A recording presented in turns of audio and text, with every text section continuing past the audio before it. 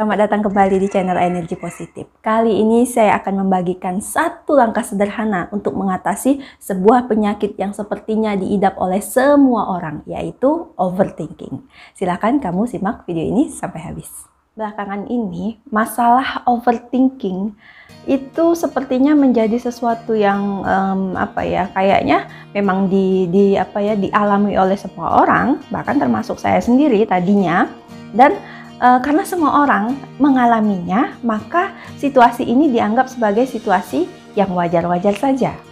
Padahal overthinking itu jika dibiarkan berlarut-larut tentunya akan menjadi lama-lama akan membuat kita menjadi stres atau paling parah bisa menyebabkan depresi dan kegilaan. Nah, overthinking sesuai dengan artinya yaitu berpikir secara berlebihan. Kalau kita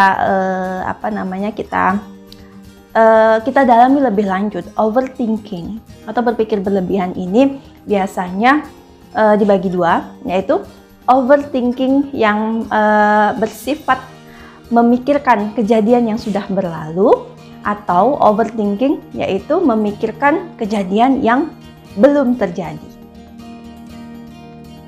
Contohnya overthinking, berpikir berlebihan mengenai apa yang belum terjadi, misalnya kamu punya rencana misalnya akan pergi ke suatu tempat, akan bertemu dengan orang di mana kamu punya pengalaman buruk dengan orang itu, atau kamu khawatir kamu akan dihina oleh orang itu.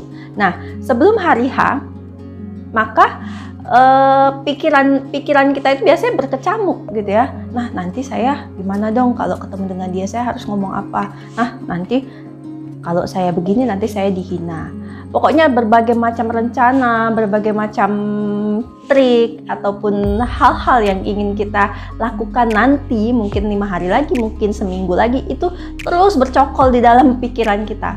Kita bangun tidur, kepikiran, kita lagi makan, kepikiran, terus seperti itu. Nah, sebenarnya tidak salah untuk memikirkan masa depan, merencanakannya. Yang salah adalah ketika kita tidak lagi mampu untuk sepenuhnya hadir di saat ini, detik ini. Ya, pikiran kita berkelana ke masa yang akan datang atau berkelana di masa yang lalu, dan kemudian kita kehilangan momen sekarang. Diri kita tidak benar-benar hadir di sini. Dan ketika pikiran kita diambil alih oleh kejadian-kejadian yang merupakan let's say bayangan kita saja, lamunan kita tentang apa yang akan terjadi nanti, maka pikiran itu akan terus menghadirkan dialog lagi, menghadirkan tema-tema yang itu juga. Dan kalau kita tidak mawas diri, kita tidak hadir sepenuhnya, maka kita akan semakin tenggelam di dalam belitan itu. Itulah yang disebut sebagai overthinking, kan? Ada juga overthinking masa lalu, ya. Masa lalu itu sebenarnya adalah pengalaman yang telah kita lalui, yang kemudian disimpan di dalam memori kita, kemudian kita hadirkan memori itu di saat sekarang. Kejadiannya sudah tidak ada lagi, tapi kita menghadirkannya. Ini biasanya overthinking yang paling sering adalah kita menyimpan rasa sesal atau sakit hati atas apa yang telah orang lakukan kepada kita, hinaan, perkataan atau perbuatan-perbuatan buruk yang dilakukan terhadap kita, itu biasanya kita simpan, kita keep di dalam memori kita, dan ini susah dilepaskan karena kita merekatkan momen itu dengan emosi, ya. Jadi emosi itu semacam lem yang menyatukan kita dengan hal-hal yang menyakiti, di mana peristiwa itu sebenarnya sudah berlalu, tidak ada lagi, tapi memori kita terus tanpa sadar kita memanggil memori itu dan menghadirkannya sekarang. Dan itu terus berulang-ulang menimbulkan rasa sakit hati, kepedihan, kekecewaan yang mendalam, yang semua itu membuat kita menjadi tidak bahagia. Langkah sederhana yang ingin saya bagikan kepada teman-teman, dan saya yakin semua orang bisa melakukannya asal rajin berlatih, adalah mindfulness, ya. Mengakses kesadaran dan kehadiran diri sendiri. Ketika kamu ingin bahagia, atau ingin, semua orang ingin bahagia, ingin kedamaian, yang pertama-tama harus kita lakukan adalah memahami bagaimana kinerja dari pikiran kita sendiri, memahami bagaimana pikiran manusia itu bekerja. Nah, saya akan ajak teman-teman untuk lebih jauh lagi meneliti sifat dari pikiran kita sendiri. Inilah namanya kesadaran. Kita mengambil alih kesadaran diri kita sendiri yang selama ini terombang-ambing oleh pikiran kita sendiri. Kita mengira kita sadar, padahal sebenarnya kita tidak sadar sepenuhnya. Ya, inilah ini mempunyai makna yang intrinsik gitu ya. Akan sulit dipahami kalau kita sendiri tidak mau berlatih ini. Contohnya gini, ketika kamu mulai mengalami overthinking, perhatikanlah apakah kamu sadar bahwa yang terus dihadirkan oleh pikiran itu sama. Ya, pikiran itu suka mengulang-ulang tema yang sama. Ketika seseorang pernah dikhianati kekasihnya atau pacarnya, dan itu menimbulkan trauma, walaupun hubungannya sudah diperbaiki, misalnya sudah istilahnya rujuk kembali dengan pasangannya, tapi memori sakit hati itu akan muncul lagi. Ya, pikiran itu akan berulang, nanti dia gini lagi, nanti dia mengulangi perbuatannya lagi. Pikiran itu datang terus. Kadang-kadang pikiran itu datang begitu saja, kadang-kadang ketika sedang santai, atau kadang-kadang terpicu oleh kejadian-kejadian tertentu yang mirip dengan hal-hal yang mengingatkan dia terhadap traumanya itu. Itu muncul terus gitu ya. Begitu juga ketika kita khawatir tentang apa yang akan datang. Pikiran itu datang terus. Kalau kamu aware, kalau kamu terbiasa sadar, maka kamu akan menangkap ketika pikiran itu muncul lagi. Nih dia nih, datang lagi, berulang lagi. Nah, kamu lama-lama akan merasa bosan dan merasa muak sendiri dengan pikiran itu. Itulah ketika sebuah sistem kesadaran, ketika kamu mampu menyadari munculnya pikiran berulang itu, dan kamu mulai merasa muak dengan pikiran itu, inilah namanya cikal bakal kesadaran ketika kita mampu mengamati pikiran itu. Nah, inilah yang saya sebut latihan mindfulness. Kita tidak lagi menyatu dengan pikiran kita, tetapi kita menjadi waspada terhadap setiap pergerakan muncul tenggelamnya, bahkan yang berulang tadi di dalam pikiran kita. Sederhana bukan? Kuncinya adalah mindfulness ataupun sadar. Walaupun sederhana, tapi jarang sekali orang yang mampu memasuki stage ini. Ini bukan sesuatu yang bukan sesuatu yang menurut saya tiba-tiba saja terjadi, bukan, tapi ini perlu latihan. Bagaimana cara melatihnya? Seperti yang sudah saya sarankan di video-video sebelumnya, yaitu dengan cara melakukan meditasi atau latihan mindfulness sehari-hari.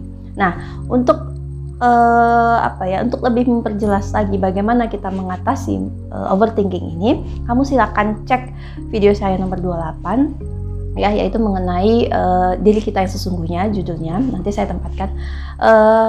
Jadi diri kita yang sesungguhnya itu bukan pikiran kita. Diri kita yang sesungguhnya itu yang disebut sebagai eksistensi, ada yang menyebutnya juga sebagai kesadaran atau kehadiran atau keberadaan, ada yang menyebutnya sebagai roh. Nah, eksistensi kita ini mengalami dan menyadari, dan ini berada di balik pikiran. Ya, yang terjadi ketika kita tidak sadar adalah kita ya nggak sadar gitu. Jadi kita adalah pikiran kita mengira begitu. Kita tidak pernah menyangka bahwa kita punya kuasa untuk menghentikan proses berpikir yang kompulsif, yang terjadi begitu saja. Kita mengira ya memang begitulah semua orang. Saya pikir saya juga dulu seperti itu. Semua orang seperti itu, punya masalah hidup, stres, bahkan depresi, punya konflik dan sebagainya. Karena semua orang begitu, jadi saya pikir ya semua wajar saja. Sampai kemudian saya memasuki dimensi spiritual. Saya menyadari bagaimana siapa kita sesungguhnya, dan bagaimana mekanisme pikiran kita itu bekerja. Saya sering menghayati eksistensi diri saya sendiri, kesadaran saya dengan cara meditasi atau latihan mindfulness, yaitu menyadari apa yang saya lakukan sesadar-sadarnya. Saya makan, saya minum, saya berjalan dengan sadar tanpa melibatkan pikiran. Saya benar-benar utuh dan saya menjadi diri saya sendiri. Ketika ini terus-menerus dilatih, maka pikiran ataupun apa yang kita sebut sebagai overthinking itu tidak akan lagi mempunyai kuasa di dalam diri kita. Tetap saja masalah, tantangan hidup ataupun konflik yang ada di dalam kehidupan kita itu tetap ada. Hanya saja ketika kita mampu menyadari, ya, ketika tanda-tanda overthinking ini datang, maka hal itu tidak akan menjadi masalah besar bagi kita. Bahkan kita dapat menertawakan gitu ya, suara-suara kecil, pikiran-pikiran yang ngelantur yang muncul. Jadi ibaratnya selama ini tubuh kita ini tidak sadar, tidak dihuni oleh kesadaran, maka penyakit, yaitu penyakit pikiran itu datang menyerang kita, menghancurkan kita, merusak energi kehidupan kita, menghilangkan sukacita dan damai kita. Namun ketika kesadaran mulai tumbuh di dalam diri kita, jadi seolah-olah kita benar-benar hadir dan menghuni tubuh ini, menghuni seluruh jiwa raga ini, maka penyusup, yaitu pikiran negatif tadi, tidak akan lagi punya daya untuk menakuti kita, tidak akan lagi ada pikiran yang mampu memperdaya kita. Akibatnya apa? Secara keseluruhan, kita dapat melihat masalah atau konflik itu menjadi jauh lebih terang benderang, ya, lebih sederhana. Karena apa? Kekusutan dan benang-benang kusutnya tadi sudah tidak ada. Jadi kita cenderung melihat masalah itu lebih apa adanya. Di sini saya tidak hanya berbicara mengenai overthinking dari pikiran, tapi juga emosi, termasuk juga emosi-emosi negatif yang menyertainya. Biasanya pikiran negatif itu muncul disertai juga dengan emosi negatif. Emosi adalah lemnya, rasa yang kita tempatkan di pikiran itu. Ya, misalnya takut nanti suaminya pergi ke sana, takut selingkuh misalnya. Nah, ada juga rasa di situ, bukan sekedar pikiran, tapi rasa khawatir juga. Nah, di situ saya sebut sebagai emosi, sebagai pelengkapnya. Nah, ketika kita hadir menghuni, ya, pikiran itu akan datang, ya, seperti hantu, seperti hantu membayangi berulang-ulang terus, gitu ya. Kekuatan kehadiran kita yang laksana sebagai pengawal, penjaga di dalam diri kita ini, itu akan menjadi semakin kuat yang membentengi kita dari pikiran-pikiran itu, ya. Saya kadang bercanda dengan teman gitu ya, dengan suami. Saya katakan bahwa seandainya saya ini punya power, punya kebijaksanaan di dalam mengatur negara ini, saya akan memasukkan latihan meditasi dan mindfulness itu di dalam kurikulum pendidikan, bahkan di pendidikan dasar.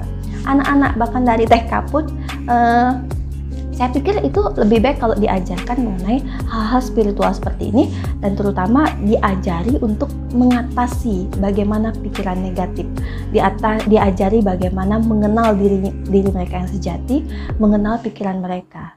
Jadi ketika anak-anak bertumbuh, ya, dari awal dengan kesadaran, latihan meditasi seperti ini, maka dari kecil kita seperti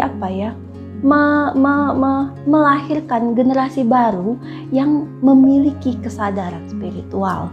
Dan ketika kesadaran spiritual itu ada atau tumbuh dan semakin kuat, kesadaran spiritual itu menurut saya, ya, ketika seorang itu semakin mengerti jati dirinya, siapa dirinya sebenarnya, dan dia mengerti bagaimana pikirannya bekerja, ya, kemudian ketika dia semakin memiliki kesadaran ini, maka secara otomatis kecerdasan emosional itu akan mengikuti.